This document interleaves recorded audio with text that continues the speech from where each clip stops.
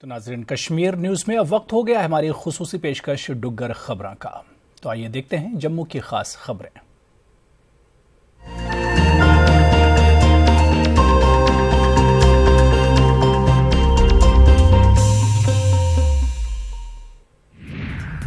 डोगरा सदर सभा की जम्मू 114वीं सालाना general council meeting हुई।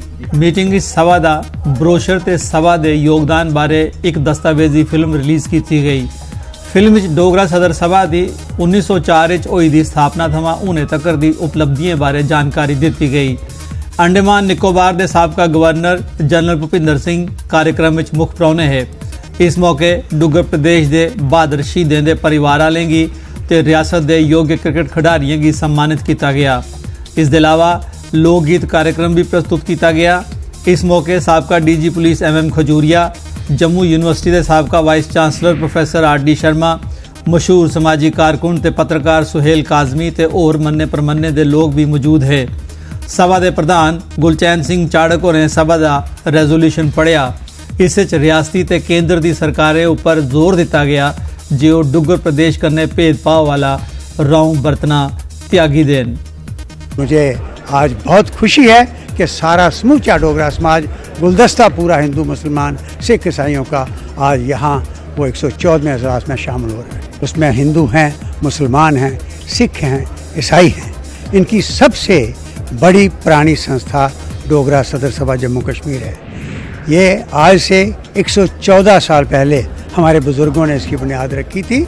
आज 114वां जनरल कौंसल का ऐतिहासिक इजलास है।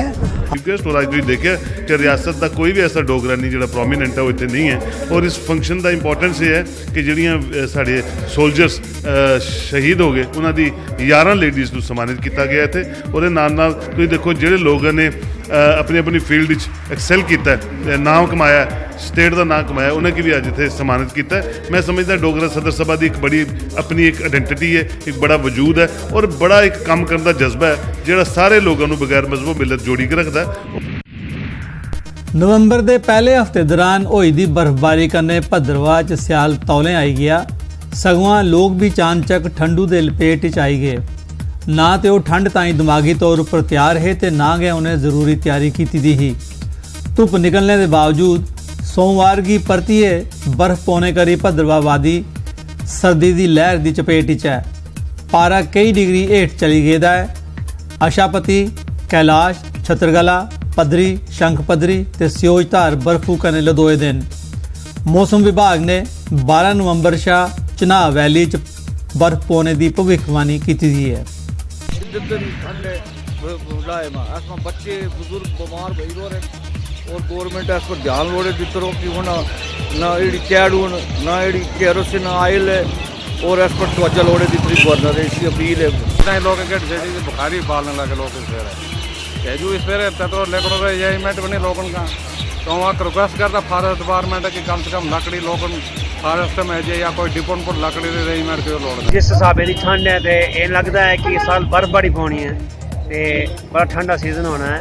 तो इस करके साड़ी ये अपील है प्रशासन तो कि राशन, गैस, मिट्टी का तेल और बालन की लकड़ी उसका प्रबंध छेती किया जाए ताकि लोगों की कोई परेशानी न हो। सांप्रदायिक सौहार्द का माहौल बनाई रखने ताई जम्मू च हिंदू ते मुस्लिम संप्रदाय के लोगों आसिया जम्मू च क्रिकेट मैच आयोजित किया गया। हर साल दिवाली के परैंत यह मैच पिछले 27 बरें थमां आयोजित हुंदा आवरदा है।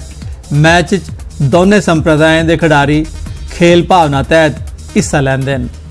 देखिए, सबसे बड़ी चीज़ है ईद दिवाली। ईद दिवाली के मतलब एक दो कम्युनिटीज़, दो समुदाय, दो ग्रुपों के और जो हमारे कम्युनिटीज़ हैं उनको एक आपस में जोड़ने की बात है।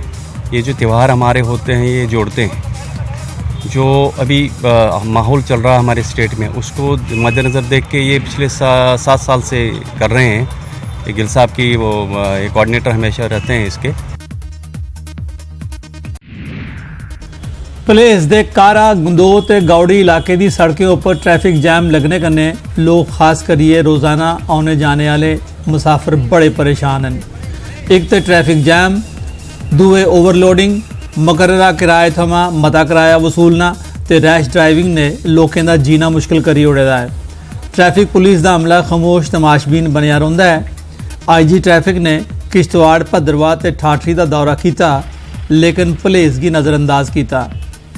रखा रफ साहब कि वे तावें बड़ी बदकिस्मती की बात है कि वे डोडा ठाठरी किश्तवाड़ को दौरों लागा गया, लेकिन इत तोड़ी नहीं आया, जबकि यो इलाको सबसे दूर दराज इलाको था और इसमें गौर करने की बड़ी जरूरत थी। तो लिहाजा हम उम्मीद रखा कि वे तोड़ी आवेगा।